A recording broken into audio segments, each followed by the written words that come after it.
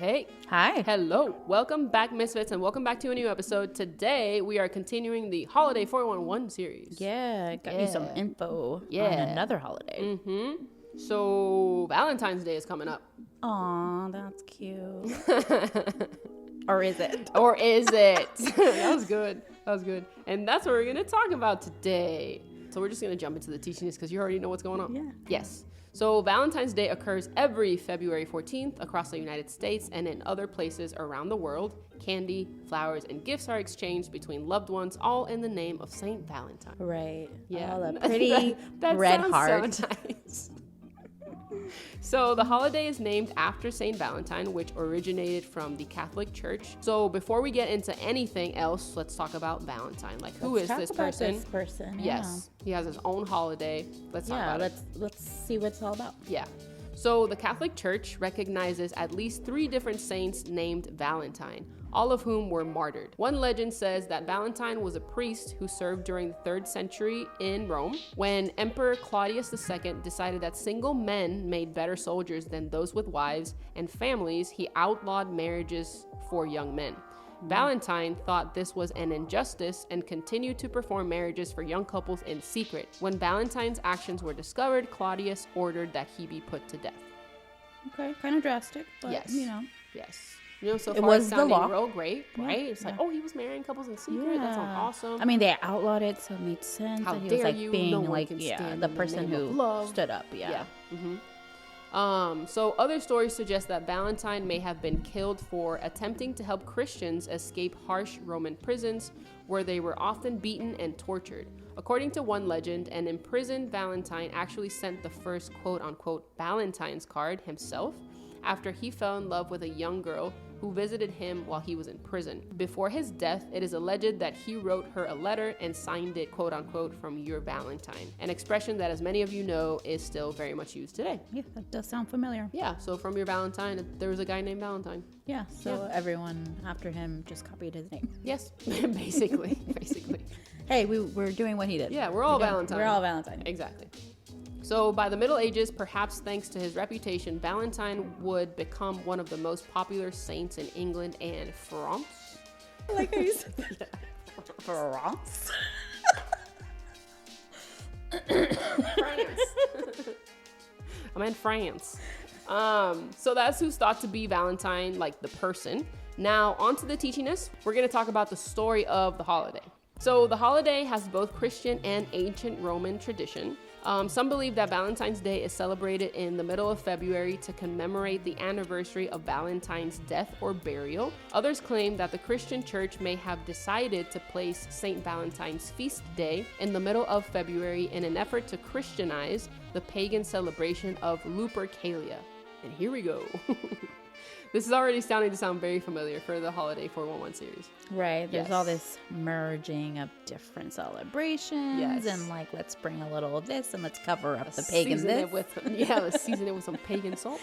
More like Christian salt, right? Yeah, exactly. Like, here's a pagan holiday. We're going to Christianize it with some salt. So, yeah, definitely. So, Lupercalia, celebrated around February 15th, was a fertility festival dedicated to Faunus, the Roman god of agriculture, as well as to the Roman founders Romulus and Remus.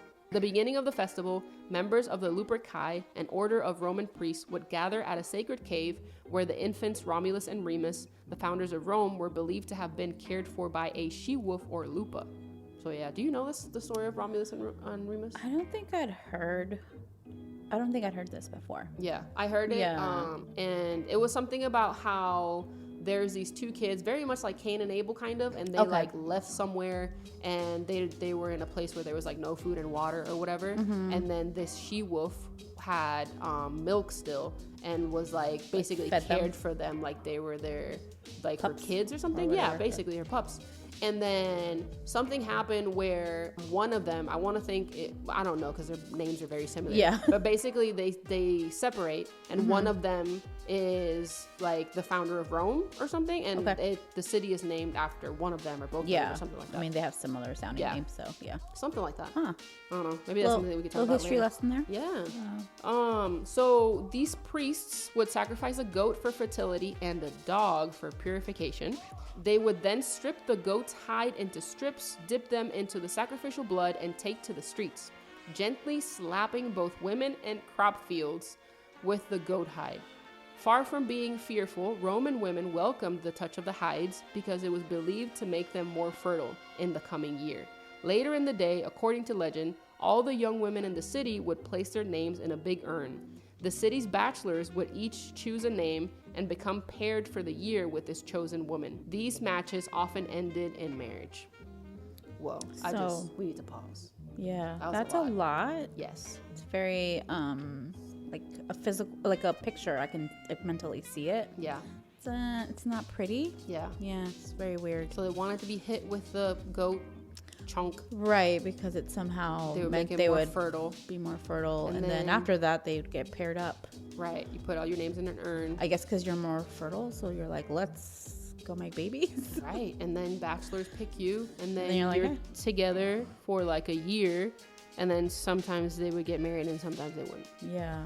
That just sounds so off. But it sounds very much like, put your name. We're going to pick you. You're going to go together and get married or something. Or not. Or not. Yeah. But maybe eventually, I don't know. Like, because you were together for a year, it's like, well, let's get married. I don't know, because there's no details, but like these women, some of them probably got pregnant and then they didn't get married, and so because I'm sure that's the point of them like coupling up was because I'm supposed to be more fertile, so like let's get together and whatever, and let's be paired together. Yeah, just for a year. That's just a lot. That's just a lot. But interesting information. So Lupercalia survived that initial rise of Christianity, but was outlawed as it was deemed quote-unquote unchristian at the end of the 5th century when Pope Gelasius declared February 14th St. Valentine's Day. It was not until much later, however, that the day became definitely associated with love. During the Middle Ages, it was commonly believed that in France and England that February 14th was the beginning of birds' mating season. So that kind of adds to the idea of, this middle of February, Valentine's Day is about romance, right? So like if mating season starts, therefore their love relates to like other people's love. So it's all like intertwined. When you say it out loud. Oh my gosh. But it's like, hey, the birds. Hey, they're mating. They must be in love. They're in love, so let's be in love. Like what? That's a little bit of a reach. Love. Yeah, this is something else. The human logic, trying to obviously, like tie things together. Like birds, us. It must be. It's meant to be. Sold. Yes, let's make that an actual holiday. So. Here we are. So the English poet Geoffrey Chaucer was the first to record St. Valentine's Day as a day of romantic celebration in his 1375 poem, Parliament of Fowls. Or Fowls? Is it fowls? Like birds? Bowls, like bowls. Okay. Bowls, yeah. So in the Parliament of Fowls, writing, for this was sent on St. Valentine's Day, when every fowl cometh there to choose his mate. Or when every foal cometh there to choose his mate. Yeah, we don't know birds, so fowl, foal. Yeah, not sure. They both sound like bird names. You guys decide which one you want to say in your brain. I'm giving you options. You're welcome. Yes, you're welcome. But Valentine greetings were popular as far back as the Middle Ages, similar to this one, though written Valentines didn't begin to appear until 1400. So there was writing about Valentines, but, we didn't really see it kind of become more popular and all that till the 1400s. Yeah. It's interesting, though, because when the guy wrote the poem, it's in that popularized the whole Valentine's thing. It's similar to Christmas when that guy made that comic, remember? Yes. Or like did a illustration of Santa Claus with the costume and all this other stuff. And they kind of gave people like this, like an image. Oh yeah, there's like the visual of that's what it represents or that's who Santa Claus is, and so popularized it. Really so similar. Yeah, kind of like a specific artistic kind of take on the holiday. Yeah, that's very interesting. Well, that's a lot, right? But we can see those parallels, right, with the whole Christmas thing and Valentine's now. But we don't want to end this episode without talking about Cupid. Yeah. So we've all heard of Cupid. At least I hope we have. I think we have, especially with school. Cupid is often portrayed on Valentine's Day cards as this naked little cherub launching arrows of love at unsuspecting lovers. Like, how just cute. sharing the love, right? Yeah. Like, he's a little angel. you're alone and I just want you to have love, so I'm gonna throw this arrow at you. Yeah. So you find love and Yeah. find a match and the whole thing. Sounds great. Yeah, in theory. But the Roman god Cupid has its roots in Greek mythology, and it is an interpretation of the Greek god of love, Eros. He appeared as a handsome youth in early art and poetry, but by the Hellenistic period, he kind of morphed into this chubby winged child that we know as Cupid now, right? So once he was adopted by the Roman culture, he was renamed Cupid, and so it stems from the word for desire.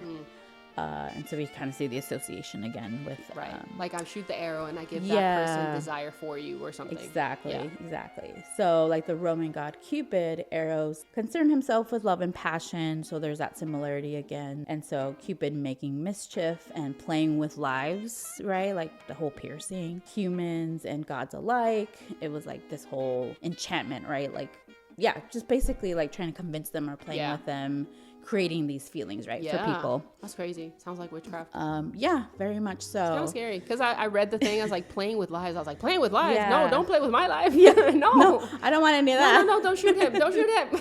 Like, don't do that. Yeah, it's very like manipulative, right? Yeah. It sounds tricky and not nice and not like a nice Yeah. little baby It's angel. not this just image that you think of. It goes a lot deeper than Right. that. And then you're like, oh, no, thank you. I don't want that. Yeah. Would you like me to? No. Yeah, thank you. no. Keep your arrow. Keep your arrow. Yeah, I'm good. please just Keep your arrow. don't do it. I'm actually fine alone. Yeah, I'm good. Thank I'm good. But yeah, so we after researching some of this, like we said, he's not cutesy and all that. You know, we don't want playing with lives. That's not our thing. We'll pass. For Yes. sure we'll pass. Yes. We'd rather have the giver of life. Yes. Instead of the manipulator of lives. Yes. Yeah. So that's who we're gonna stick with. Yes. Team God. But yeah. God, Yeah. So we just wanted to talk about Valentine's Day. We just wanted to give you a little history and a little information and background. And I didn't know any of this information. I knew about like vaguely about the story about there was a guy named Valentine. Yeah, or Saint yeah. Valentine or something. I knew it was but like I kind of did based on not a know person. anything Yeah. else. Yeah. So it started out like nice and harmless. Yeah. And then almost it like just- wanting to protect these people who are in love Yeah, or wanting to protect help them Christians out. or something. Yeah. But then the adoption of the date. That's where it gets weird. That's where it's very strange. Takes Yeah. a turn. Takes a turn. Takes a turn. So even though overall we know God is the God of love, but he's God of love every day and Yeah. everything, you Right. know? So not specific to this kind of holiday, trying to make something that's Yep. not really there. Right. He doesn't trick us. He Yeah. don't got no arrows. No. No. He's He just operates out of love and loves us Yeah. every day, like you said.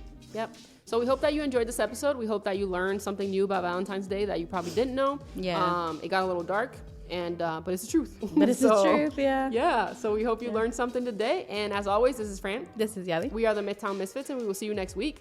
Bye. Bye.